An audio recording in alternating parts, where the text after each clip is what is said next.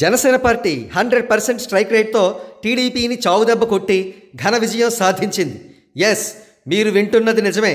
Pro TDP media భయంతో గజగజలాడిపోయి telecast చేయని news ఇది. వివరాల్లోకి వెళదాం.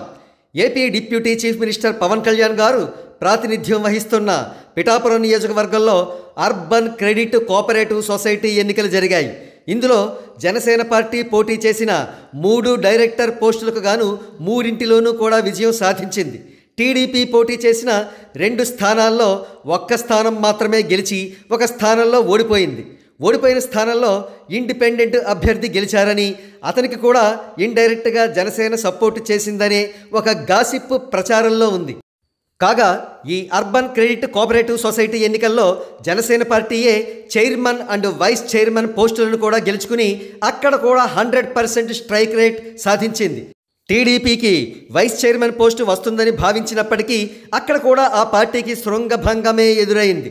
కాగా ఇక్కడ $1 మిలియన్ క్వశ్చన్ ఏమిటంటే, సాక్షాత్తు టీడీపీతో పొత్తులో ఉన్న జనసేన అధ్యక్షుడే ప్రాతినిధ్యం వహిస్తున్న నియోజకవర్గంలో అసలు సొసైటీ ఎన్నికలు ఏకగ్రీవం కాకుండా ఎన్నికలు నిర్వహించాల్సిన పరిస్థితి ఎందుకు తలెత్తింది? ఇందుకు వన్ అండ్ ఓన్లీ రీజన్ స్థానిక టీడీపీ నేత మరియు మాజీ ఎమ్మెల్యే వర్మ గారు అని చెప్పవచ్చు.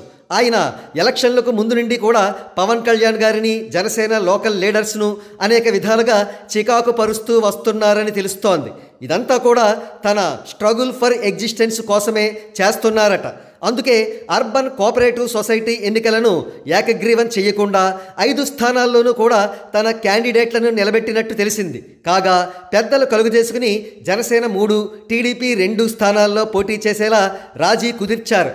కారణాలు ఏమైతేనేం ఈ ఎన్నికలు టీడీపీకి చేదు అనుభవాన్ని రుచి చూపించగా జనసేనకు మాత్రం మరోసారి 100% స్ట్రైక్ రేట్ కట్టబెట్టాయి.